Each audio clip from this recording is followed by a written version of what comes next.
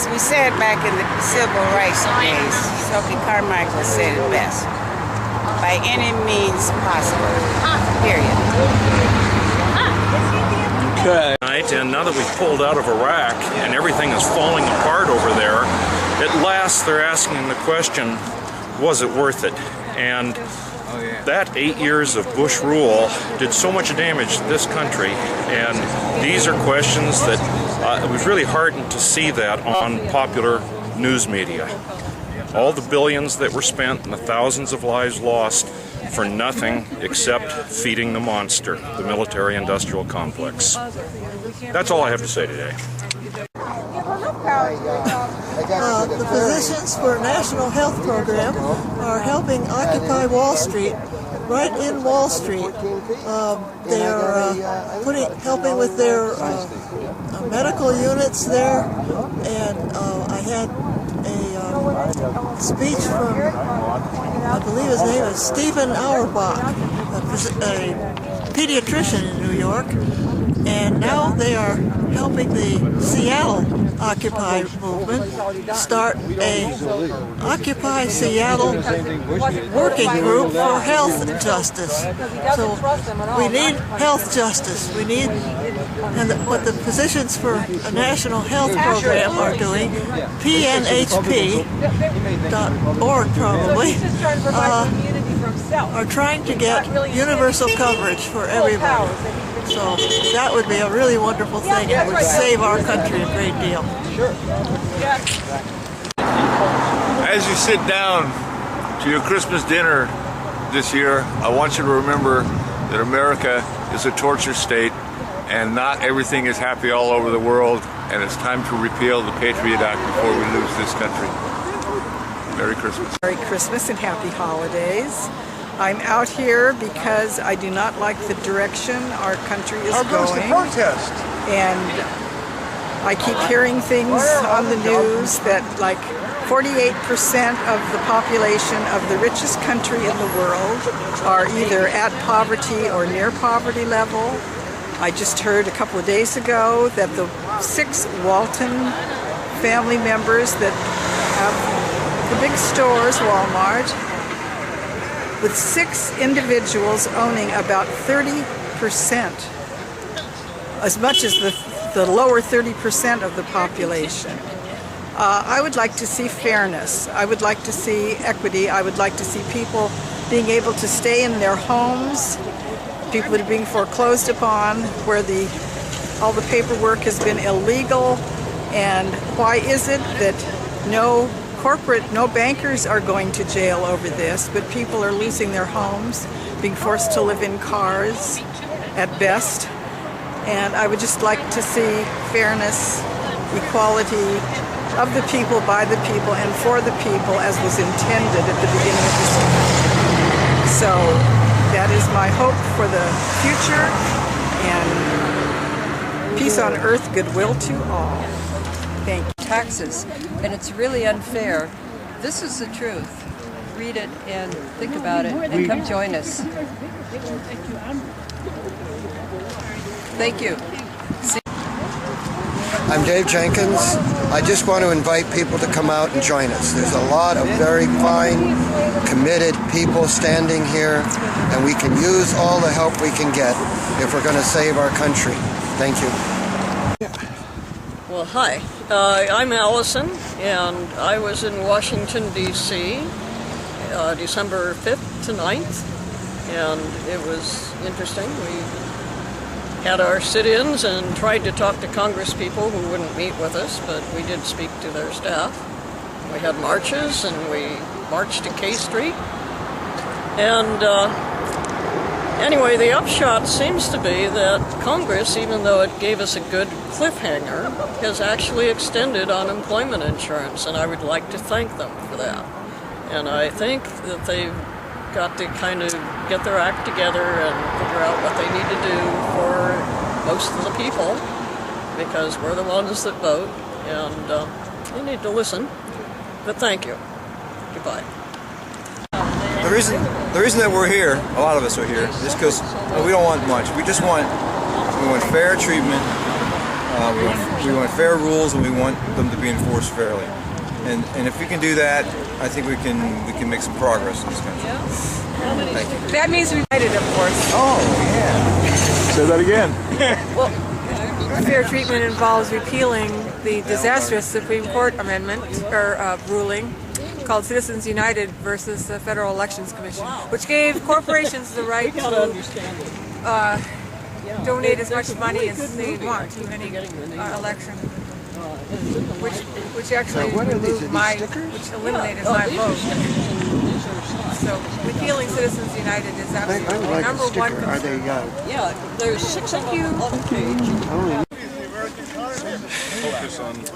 You know, here we are, 3.5 years after the housing bubble burst, and you still can't turn on the TV on Fox News or listen to talk radio without hearing somebody try to blame the entire financial crisis on a combination of liberal Democrats trying to put poor people in houses and Fannie Mae and Freddie Mac. This is specific. In the past 3.5 years, numerous books have been written, numerous articles published,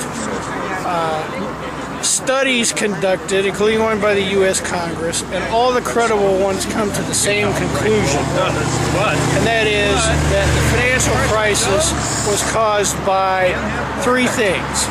A bad combination of bad monetary policy, which is just unjustifiably low interest rates, bad legislation, specifically the Commodity Futures Trading Act and the Gramm-Leach-Bliley Act, both of which were authored by Texas Republican Phil Gramm. Thank you, Phil. And the third factor being good old-fashioned Gordon Gekko-style greed.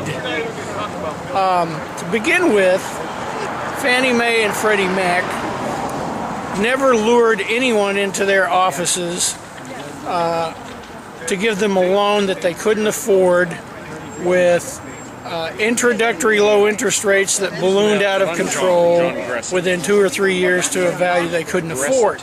In fact, Fannie Mae and Freddie Mac don't even make loans. Fannie Mae and Freddie Mac buy loans.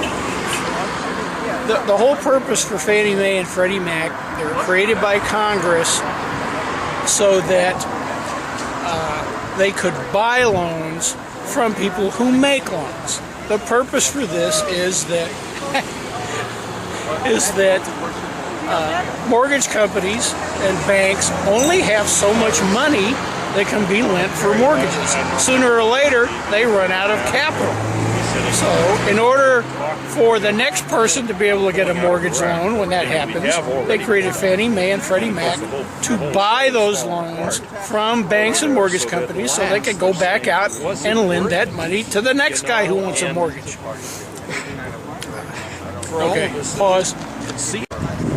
Now, it's true that Fannie and Freddie did get into financial trouble. They became insolvent, and the taxpayers had to bail them out. But the reason for that was not because they were making bad loans to people. Like I said, they don't make loans.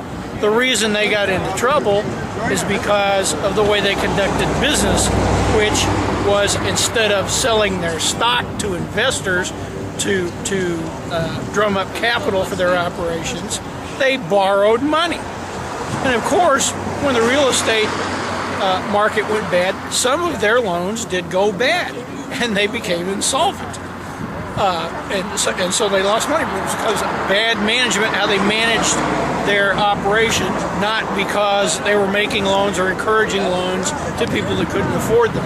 As a matter of fact, if you go back and look at those studies that I just talked about and those articles that I just talked about, Fannie and Freddie, their default rate on their mortgages at the peak of the boom were 75% less than those that were made in the private sector.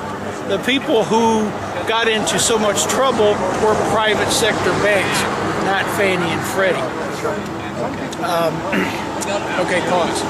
Now, for example, in 2006 and 2007, Fannie and Freddie had default rates of 13 and 15% respectively.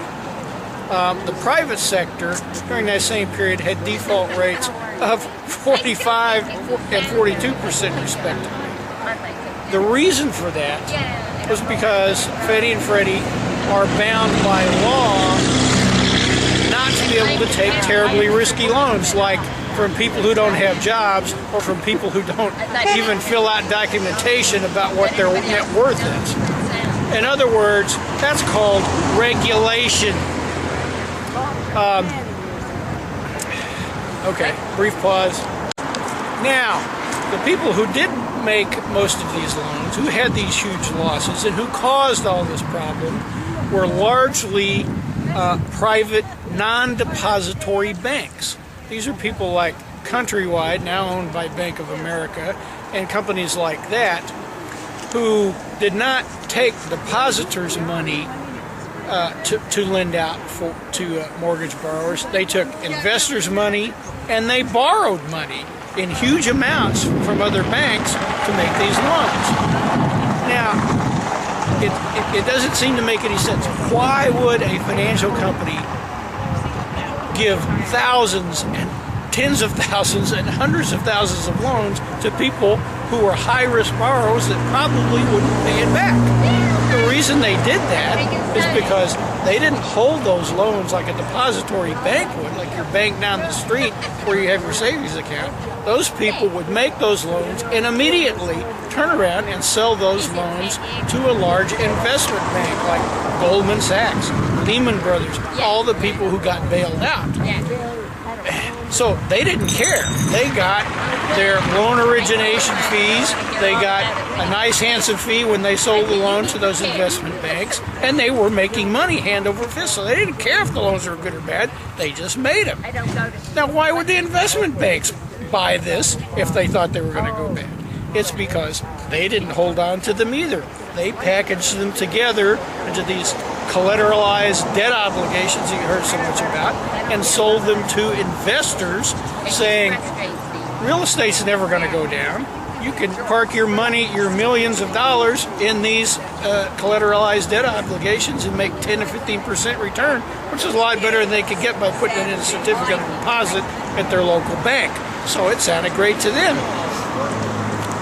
Mixed up in all this are some other people you've heard of, Fitch's, Standard & Poor's, and Moody's, who were ratings agencies. The only reason the investors would buy collateralized debt obligations is because Fitch, Moody's, and Standard & Poor's would rate them AAA, which is the best investment you could get. Now, why would ratings agencies whose reputations are on the line do something like this? Well, it's because the people who were paying them to do these ratings were the investment banks who were selling them to investors. In other words, there's a complete conflict of interest here. They're paying them for something to give them a good rating. And there were so many of these being done that Moody's, Fitch, and Standard & Poor's were making money hand over fist, so they didn't care.